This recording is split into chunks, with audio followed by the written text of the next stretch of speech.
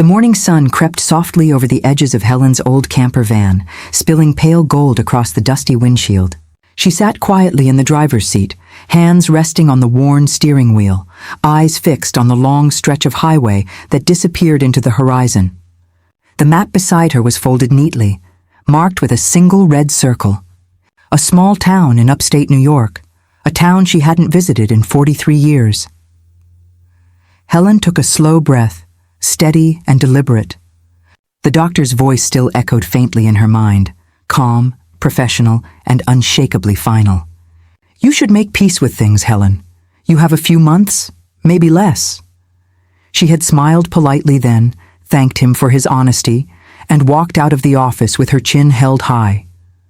But when she got home that night, she sat alone in the dark for hours, staring at a single old photograph on her dresser. It was the summer of 1975. She was 22, wearing a white sundress, standing by the river, with a man whose smile she still remembered better than her own. His name was Michael Carter. The engine coughed as she turned the key. The van trembled, groaned, and then came alive. Helen whispered a quiet prayer under her breath, not to live longer, but to stay steady long enough to reach that one place her heart still belonged to. The radio crackled to life, playing a faint country tune. For a moment she almost laughed. That same song had played the first time she and Michael had danced barefoot in the park.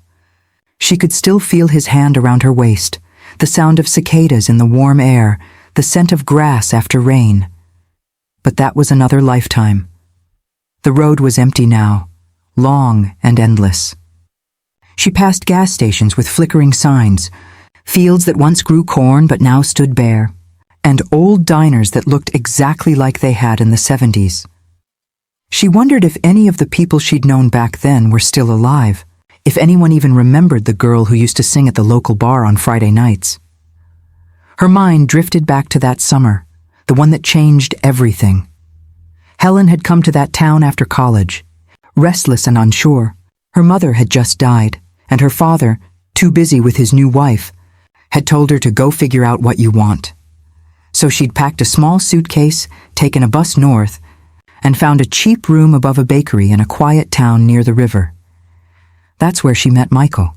He was working at a small repair shop across the street, tall, with an easy laugh and eyes that caught the sunlight. He'd offered to fix her broken radio for free. She'd said yes, pretending she didn't know how to do it herself. They started talking every evening, about music, books, and the things they wanted to see before they turned 30. It was simple, gentle and real. They would sit by the water every night, legs dangling from the wooden pier, tossing pebbles into the river while planning a life neither of them could afford, but both of them believed in. Helen would sing softly, old folk, songs she learned from her mother, and Michael would tell her she had a voice that could make people believe in love again. Soft beeping sound snapped her back to the present. The fuel light had turned on. Helen sighed, pulling over at a quiet roadside diner. The sign read, "Betty's Place, open since 1964. She smiled faintly. It was still there. The same place where she and Michael used to sit, sharing one slice of cherry pie and 2 cups of cheap coffee. Inside, the diner smelled of coffee, cinnamon, and something familiar, like memory itself.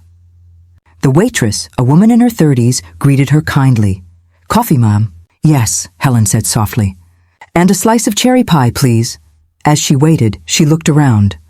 The booths were new, the walls freshly painted, but the old jukebox in the corner was the same.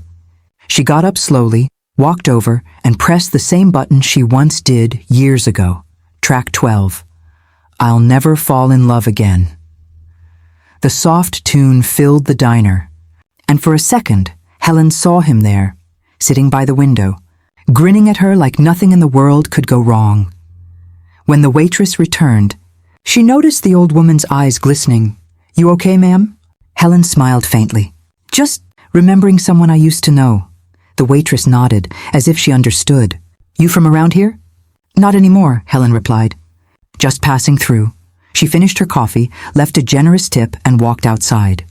The air was colder now, and the sky was fading into soft orange. She climbed back into the van and sat quietly for a moment, holding the photograph she carried in her bag. Michael's arm was around her shoulders in that picture. His eyes were full of that young kind of love, the kind that doesn't think of endings. But she remembered the ending well. The night before their wedding. He'd been driving home from his friend's place when a storm hit. A drunk driver swerved into his lane. He didn't make it to morning. Helen never returned after that. She'd packed her things and left the next day, unable to face the town without him.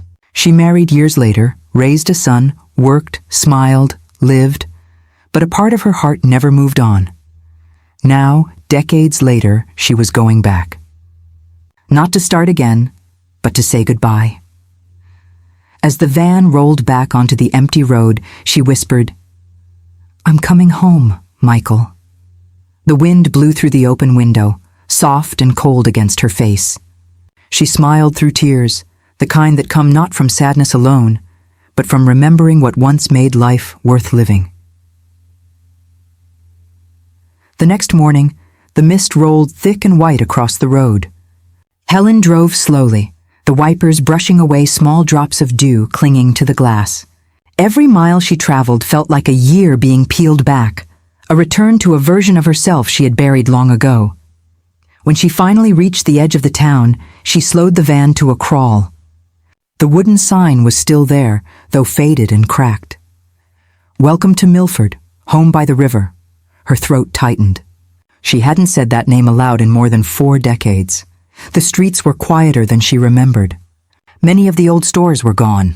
The bakery where she'd rented her first room was now a pharmacy. The music shop had become a laundromat, but some things hadn't changed. The red brick post office, the town square with the stone fountain, and the sound of the river, gentle and steady in the distance. She parked near the old bridge and stepped out. The cold morning air bit at her cheeks, and her breath came out in soft white clouds. Across the bridge, she could see the church steeple where she and Michael had planned to marry. The bell tower was still crooked at the top, just the way it had always been. She walked toward the riverbank, her shoes crunching over frost-covered leaves. The wooden pier still stood, though parts of it looked weathered and broken. She sat at the edge, legs dangling, just as she had all those years ago. The river whispered beneath her, slow, constant, unbothered by time. It was the same sound that had carried their laughter one summer evening when Michael had leaned close and asked, "If we ever get old, will you still sing for me?" She remembered her answer, "I'll sing until my voice is gone." Now sitting there, Helen opened her bag and took out a small cassette player, an old, cracked one she had kept in a drawer for years. She pressed play. A soft hum filled the air, her own voice, younger and brighter, singing a folk tune about love and the river. Michael had recorded it one night, saying he wanted to remember her voice forever. Tears slipped down her face as the old song played, her voice trembling through the years, reaching back to touch her present self. "Excuse me?" Helen turned. A young woman stood behind her, maybe in her 20s, wearing a heavy coat and holding a camera. "Sorry," she said quickly. "Didn't mean to scare you. I was taking photos of the river and saw you sitting here. Are you okay?" Helen smiled faintly. "Just remembering someone." The girl nodded softly. "This place has that effect. I'm Lily, by the way. I moved here last year. I run a small blog about old American towns, stories, memories, that kind of thing." Helen chuckled gently. "Then you picked the right spot. This river's seen more love stories than any movie ever could. Would you want to share yours?" Lily asked hesitantly. "I collect stories from people who lived here. Sometimes they help me understand what this town used to be." Helen looked at her for a long moment. There was something kind in the girl's face, something that reminded her of herself at that age, curious, hopeful, ready to believe in everything. So she told her, not everything, but enough. About a summer that started with laughter and ended in rain, about a boy who made her believe in forever, about how she never came back because she couldn't face the ghost of what she lost. Lily listened quietly, her eyes glistening. "That's beautiful," she whispered, "and sad, but beautiful," Helen smiled. "Love usually is." Before leaving, Lily handed her a small card. "If you're staying around, come by the cafe across the square tomorrow morning. We host a little story club. Old photos, letters, anything connected to the town's past. You might like it. Helen took the card, though she wasn't sure she'd go. She wasn't here to make new memories. She was here to close the old ones. That night, she parked her van by the edge of the woods overlooking the town lights. She made herself a cup of tea on the small stove and sat near the open door, wrapped in a blanket. The sounds of crickets mixed with the faint rush of the river below. She took out her old diary, the one she'd carried since college. The pages were yellowed, the ink faded. Near the middle, she found a folded piece of paper tucked between two entries. It was a letter she had written to Michael the night before he died. She never mailed it. The paper trembled in her hands as she opened it. Michael, if you read this, I want you to know I've never been more sure of anything. I love you, not in the way stories describe, but in the way a river loves its banks, quietly, constantly, even when no one's watching. Her breath caught. She read the rest, though she knew every word by heart. At the bottom, a dried flower was pressed between the pages, a small blue wildflower he had once tucked behind her ear by the river.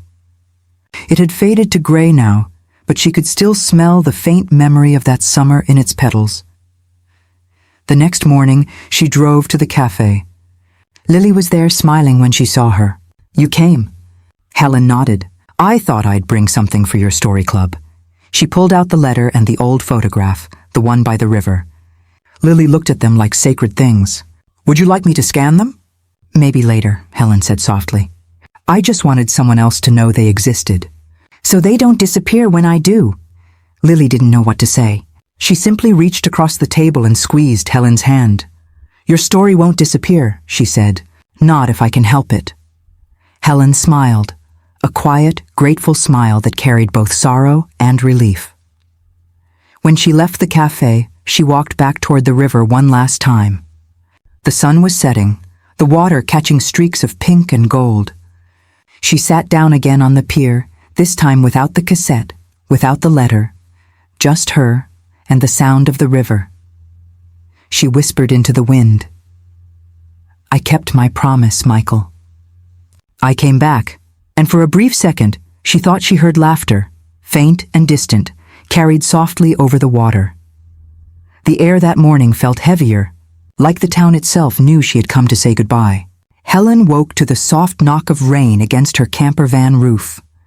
The sky was pale gray, the kind that blurred the horizon between land and heaven. She sat for a moment in silence, her hands wrapped around a cup of coffee, listening to the rhythm of the rain, steady, delicate, final. The doctor's words drifted back again, softer now, like they belonged to another life. A few months, maybe less. She had felt cheated then, as if time had betrayed her. But now she felt something else, peace. Outside, the streets were empty. The same river mist hung in the air, curling like smoke between the trees. She walked slowly toward the church, the one she and Michael had chosen all those years ago. The doors creaked as she pushed them open. Inside, the wooden pews gleamed faintly under the dim morning light filtering through stained glass. Dust floated in thin golden beams.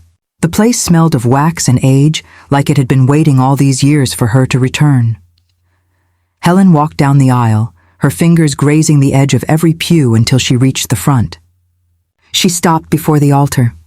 I'm sorry, she whispered into the stillness. It wasn't to God. It wasn't even for herself. It was for him, for leaving so abruptly after he died, for never returning to say goodbye properly. Her voice trembled. I should have stayed. I should have sung for you that morning. The memory came flooding back. Their plan to meet at sunrise by the river before the ceremony. She'd picked out the song, practiced it for weeks. But when the phone rang that night, and she heard the sheriff's voice, the music inside her died too. She sat down in the front pew and closed her eyes. The silence around her deepened, almost sacred. And then, in a fragile voice, she began to hum.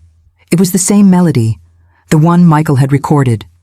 Her voice, cracked by age and grief, trembled through the empty church. The river keeps the stories we forget. The hearts we leave behind still whisper yet. Each word quivered in the air, echoing off the stone walls, until it didn't sound like just her anymore. It sounded like two voices, hers and his, carrying through the years, finally meeting again. When she finished, tears ran freely down her cheeks. She smiled through them, her chest rising and falling slowly.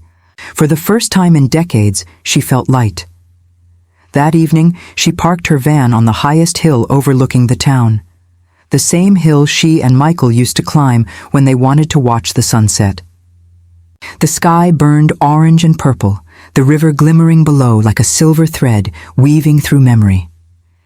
She took out the letter one last time and folded it neatly, tucking it inside a small wooden box with the photograph and the cassette.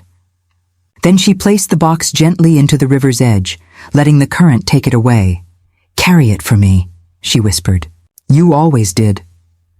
She stood there long after it disappeared, watching until the ripples faded into stillness. Night settled over Milford. Helen sat inside the van, the world outside quiet except for the sound of rain returning. She wrote her final entry in the diary. "I think I finally understand what love means.